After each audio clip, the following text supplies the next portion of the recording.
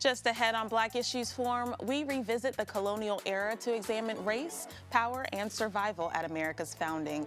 We explore how enslaved and free Black people navigated the Revolutionary era while exploring how race and freedom were constructed and how the past continues to shape the present. Coming up next, stay with us. Quality public television is made possible through the financial contributions of viewers like you, who invite you to join them in supporting PBS NC.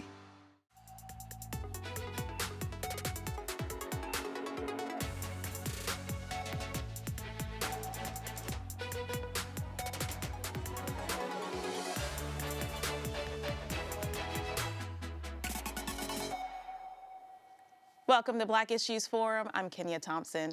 As PBS North Carolina joins the national recognition of America's 250th anniversary with Ken Burns' American Revolution, we wanted to take a look at the founding of this nation through the lens of the Black experience. We talk about colonial America. We often hear about freedom. We hear about independence and the birthright of democracy. But for African Americans, many of them enslaved at the time, those ideals existed alongside bondage and oppression. Joining me is Assistant Professor of History at UNC-Chapel Hill and author Dr. Antwain Hunter. He's here to help explore how we see America 250 today. Welcome. Thank you. Thank you for having me.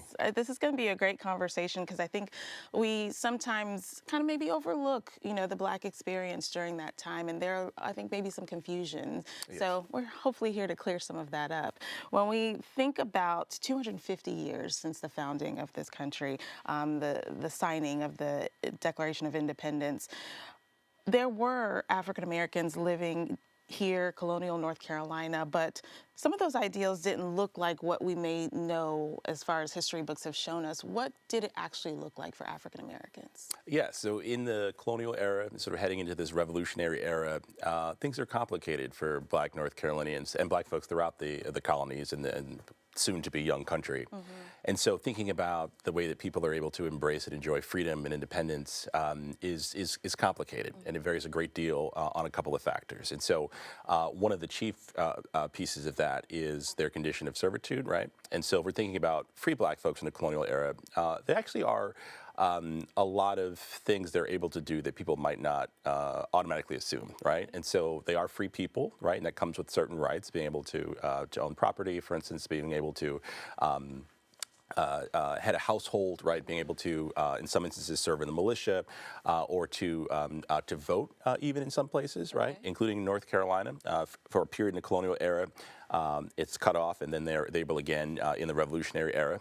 It'll again be cut off in the 19th century, yeah. But it's possible, right? Okay. Was that a small percent? Was that a large group? It's a small percentage, okay. Right? Like, I couldn't tell you the numbers off the top of my head, but it's an important percentage, right? It's an important right for those people. Mm-hmm. This is true also in the early 19th century. It's cut off with a constitutional revision in the 1830s. Okay. But for people who were able to influence politics, who were able to voice their opinions, who were able to get folks in office who support their interests, right, and have political parties who rely on their vote, particularly in some places like in the eastern part of the state, like in Craven County, there's a sizable free Black population. Okay.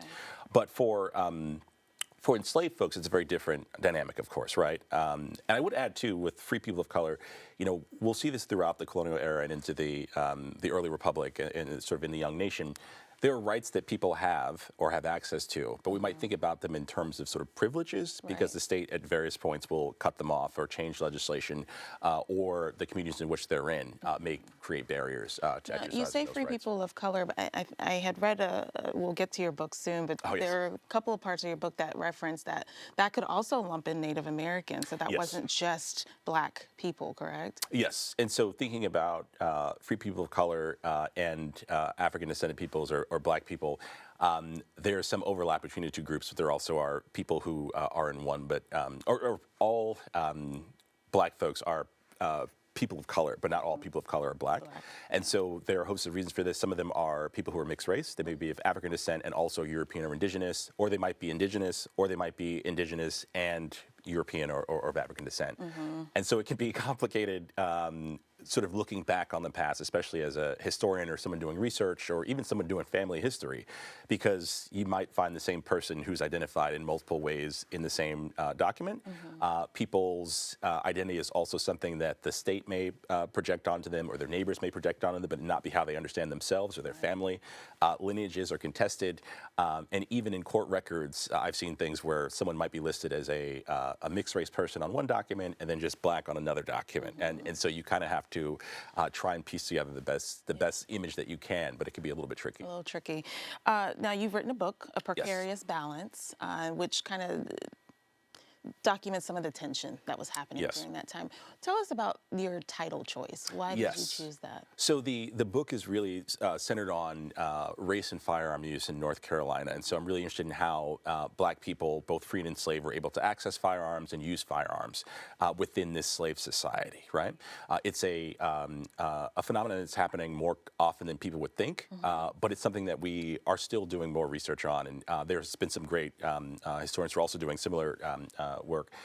But it's one of those things that we really weren't giving this full justice, right?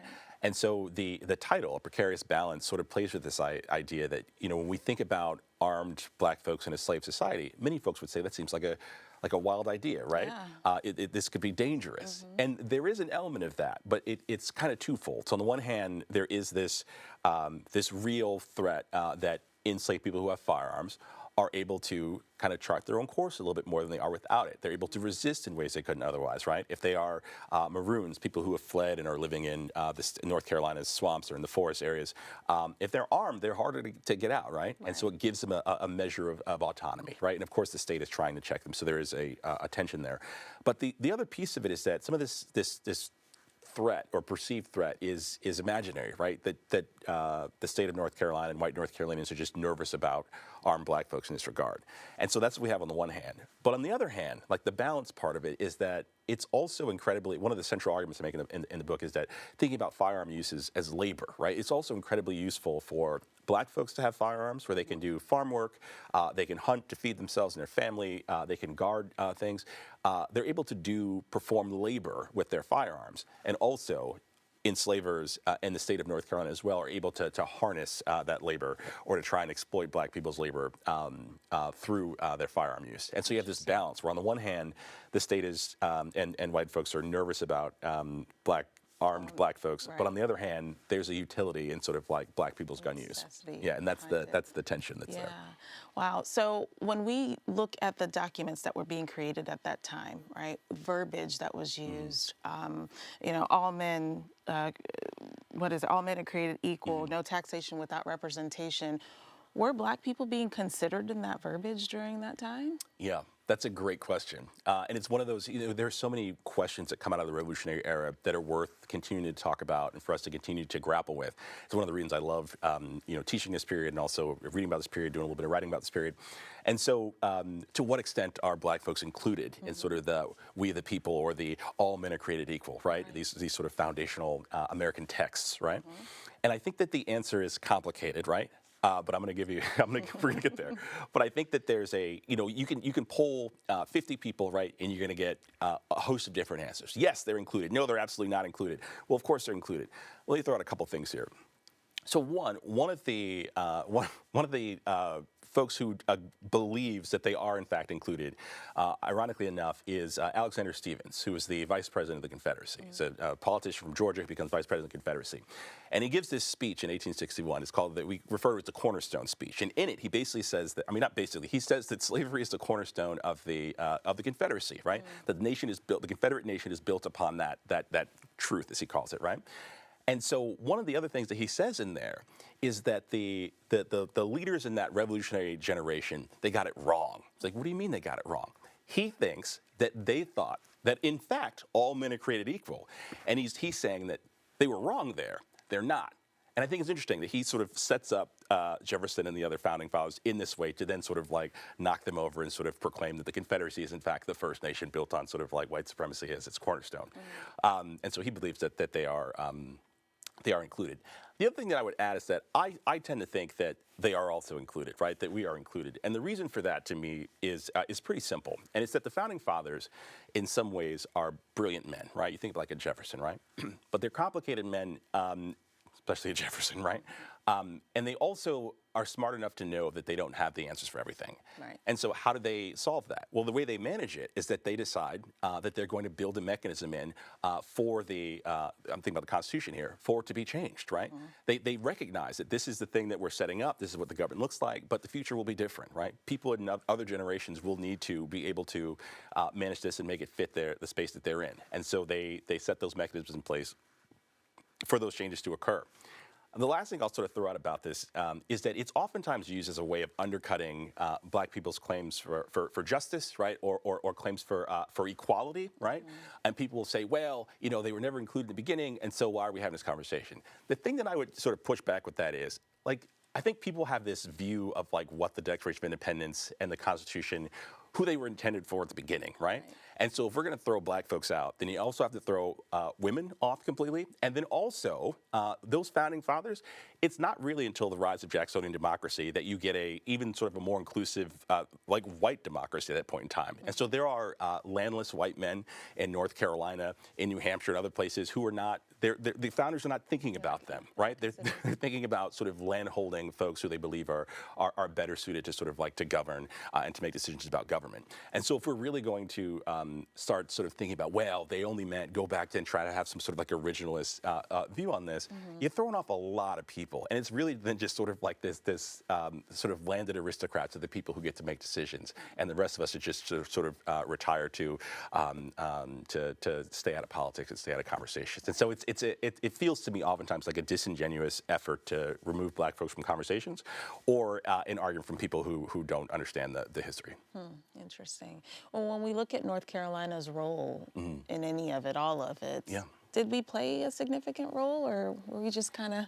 I think in the grand scheme of the American Revolution, I think that the North Carolina, of course, plays a role like the other states. I don't know that I would sort of mark it as particularly exceptional. Right. And I could be, people can disagree with this. And, but for me, I think there are a couple of highlights, right? And so we can think about the Edenton Tea Party, which I think is fantastic, right? These women who get together and sort of engage in the craft of revolutionary documents, like many men did in other places.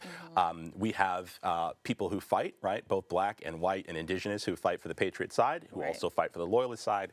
We have a great deal of frictions between neighbors, right, loyalists and patriots.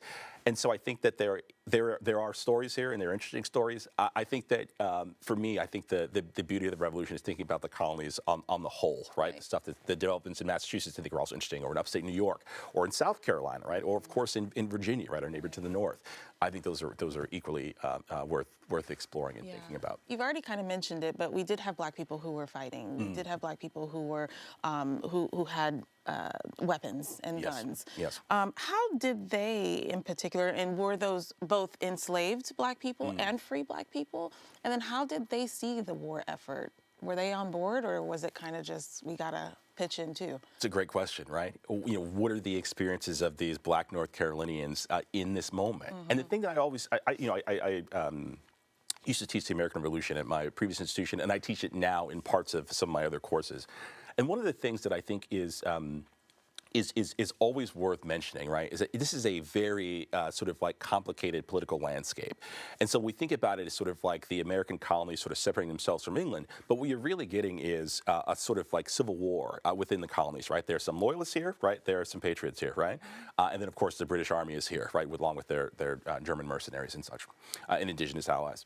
And so for the Black folks who are in North Carolina, they are participating in this, right? And so there are a bunch of them who enlist to fight for the Patriots, right? Even in small towns, like very famously in Harlow, which is out in eastern North Carolina, there are over a dozen free Black men from that community, or free men of color from that community, who join up with the Patriot forces and who fight in the war.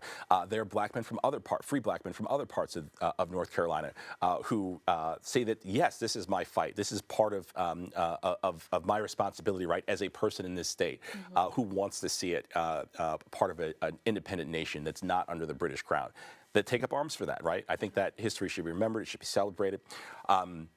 There also are enslaved men who fight.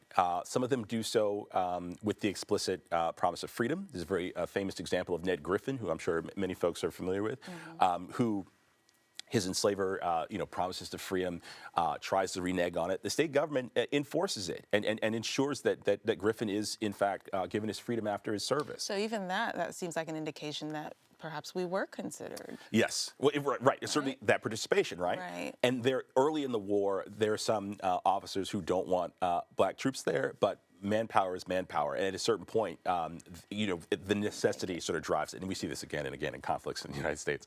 But there are entire regiments of black men raised in Rhode Island, right, who fight in the war, many of whom are also enslaved.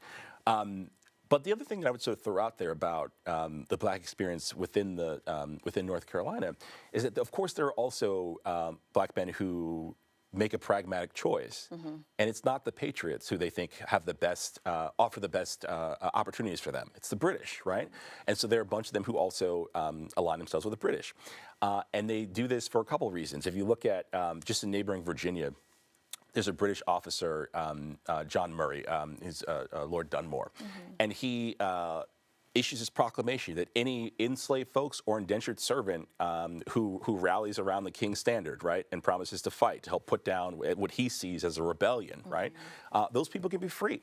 And so there are people who come from the South, from Virginia, from North Carolina, but even as far away as like New York and New Jersey, black men who moved down to join up with Dunmore and his Ethiopian regiment.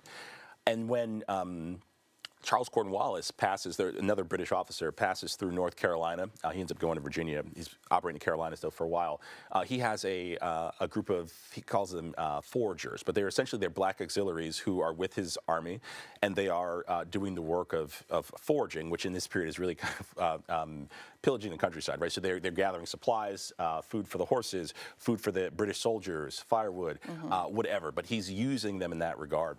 And so for some of those black folks in North Carolina, like that's a better option. That's a better route towards freedom. And I don't want to emphasize or give the British too much credit because Cornwallis also abandons a bunch of them when they're sick. Some of them do end up in slavery in the Caribbean. There are others who end up free in Nova Scotia. The British helped them evacuate after the war. And then there are others who, from Nova Scotia, end up going to Sierra Leone. Well, I kind of want to touch on the duality, though, of the irony that, we're fighting for freedom. You have black people who are fighting for freedom for this country, yet the perfection of slavery was also, kind of happening simultaneously. How do those two coexist in this space? It's an interesting. I mean, you think about it. It's how did those things exist in this country, in this fledgling country? Also, how did it exist in the minds of individuals, right, who are enslavers, but who are also trying to recruit black soldiers to fight, right? And I think that there's a in a lot of ways, the United States is and always has been a nation of contradictions, right? Where I think that sometimes there are lofty ideals, and then there is people will sort of take what they might see as a practical approach to things. And I think for some of them, it's easy to sort of talk about, yes, freedom and liberty, yes. And for some of them, I don't think that they are thinking about what that expansiveness means.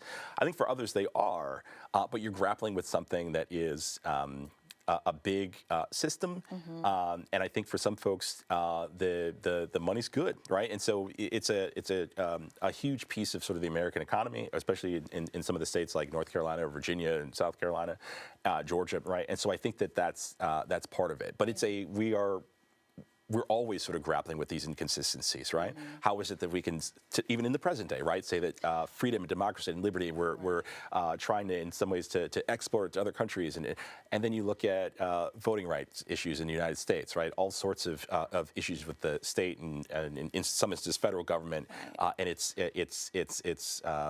sort of assault on individual right or individual liberties. Well, that kind of brings me to my next question. Would you consider that freedom was conditional then? And in what ways might it still be conditional today?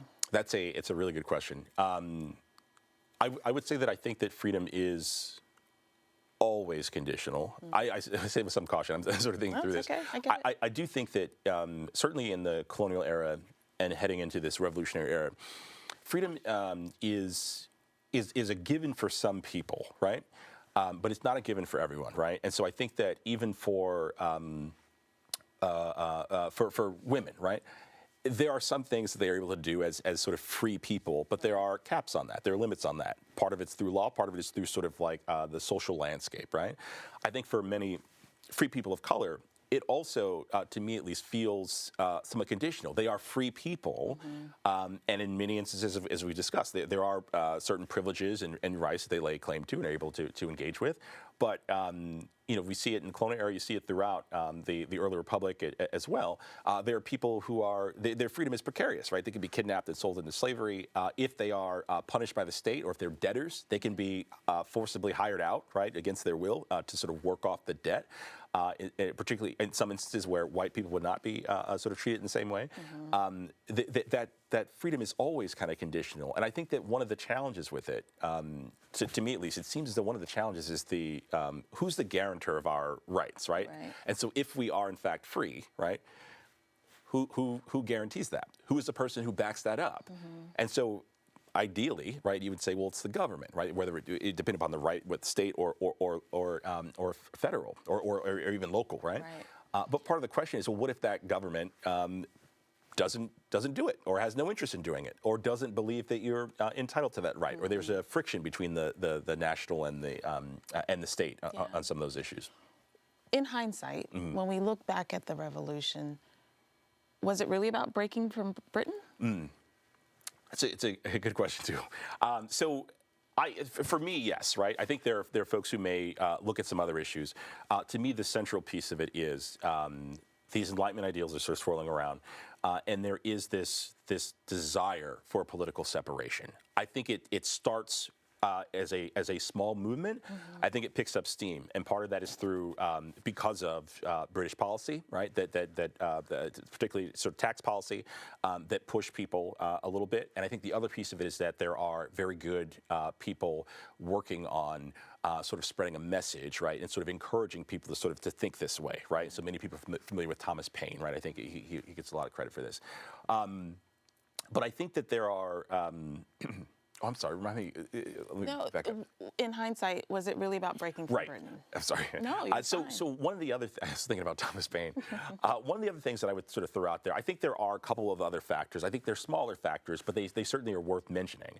And so one of them is, of course, the British Empire is massive. It's large. It costs a lot of money. And it fights a lot of wars in the 18th century, right? And so for the Americans, British American colonists, right, one of the pieces is that there's a long war with France and their allies in North America. And so at the end of it, one of the things the British are trying to do is keep the American colonists from pushing too aggressively further westward, because it creates conflicts with indigenous peoples, and then the British government has to send the army and build forts, and all that costs a bunch of money that they don't want to spend money on. And so there are people who are Americans who are chomping at the bit, so that we would like to go past that 1763 line, and the British government doesn't like that. So I don't think that's the cause of the revolution, but I think there are other factors swirling around that aren't just sort of like taxes that I think are worth noting. Yeah. So I want to give some time for you to reference maybe stories from your book, but as we are in a time where we're kind of losing history, right? We're taking down monuments, and you took the time to write this book. Why is this important? And then maybe highlight a story or two from the book. To me, I think that there's always a need to continue to interrogate our past and to think about some of the things that we take for granted. To me, I think that one of the things that fascinates me about working on firearms in this particular project, I describe myself as a historian who works on slavery and emancipation, but in this particular book project, I'm using the lens of firearms to understand it. And I think that firearms to me are interesting because, when we think about rights and privileges, we talk a lot about guns in our present day, and a lot of it is very much in this idea that firearms are a right that's enshrined, and it's a very individualistic kind of approach to it. And I think that if we look at the past, particularly at sort of the Black experience, it's not always the case. And so one of the things that fascinated me about this, I started off being really interested in how enslaved people access firearms. But free people of color are a really interesting group of folks. And there's some great scholars who have written in the past and are continuing to do work on free people of color who also need more scholarship on them.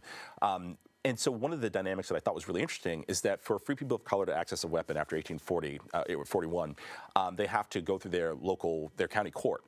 And in order to do that, you have to have white folks in the community who are willing to vouch for you, and you have to go through this process to get a license in order to carry a gun. And that aspect, that process of like people trying to explain that their families are of good character, they're getting white neighbors to also say their families are of good character, it really is kind of a community-oriented approach to gun access and use. And of course, in this instance, it's a restriction placed on Black folks. But I think that we leave that part of the story out completely when we talk about it. And the other piece is just sort of like the pragmatic labor that Black folks are able to do with firearms. It's one of those things that they're able to feed themselves and their family. For some men to develop a sense of manhood that's cut and undercut in so many different ways by the institution of slavery and just sort of 19th century racism generally. But all of those things I think are worth continuing to explore and to learn about. Yeah. Real quick, where can viewers find your book? Yes, it's through UNC Press, and so the UNC Press's website is carrying it. But it also is sold in other bookstores online. If you just Google Precarious Balance Hunter, it should pop up. But and in some ways a labor of love, a long time coming. Thank you so much. But thank you for the conversation. Of course, thank you, Dr. Antwain Hunter. And remember, you can still watch Ken Burns' American Revolution on PBS NC. I thank you for watching. If you want more content like this, we invite you to engage with us on Instagram using the hashtag Black Issues Forum. You can also find our full episodes on pbsnc.org/Black Issues Forum and on the PBS Video app. I'm Kenia Thompson. I'll see you next time.